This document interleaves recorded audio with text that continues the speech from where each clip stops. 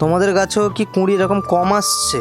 কি কারণ আজ তা বলবো। আমার গাছেও ঠিক একই প্রবলেমই হয়েছে। এই গাছে আগে অনেক অনেক কুঁড়ি আসতো, এখন মাত্র 2 থেকে 3টে আছে, আর একটা ফুল ফুটে গিয়েছে।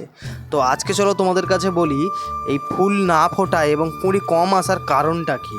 তোমরাও কিন্তু এই একই ভুলটাই করছো, যেটা আমিও করেছিলাম। এই যে দেখতে পাচ্ছ, এগুলোকে বলা হয় পদ্মের সিটপট। এই সিটপটগুলোই কিন্তু আমি গাছে রেখে দিয়েছিলাম। এই রেখে দেওয়ার কারণেই কিন্তু আমার গাছে ফুল কম আসছে। এই জিনিসটি না করলেই কিন্তু তোমরা গাছে আর ফুল পাবে না নতুন করে। পেলেও ওই 1টা থেকে 2টো, এর বেশি তোমরা পাবে না। তাই আমি প্রত্যেকটা সিটপটগুলো একটা একটা করে কেটে বাদ দিয়ে দিচ্ছি গাছ থেকে।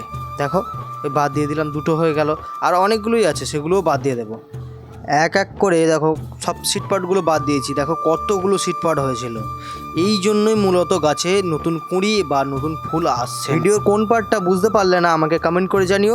ভিডিওটা ভালো লাগলে লাইক, কমেন্ট, শেয়ার, সাবস্ক্রাইব করে দিও। আজকের মতন টাটা।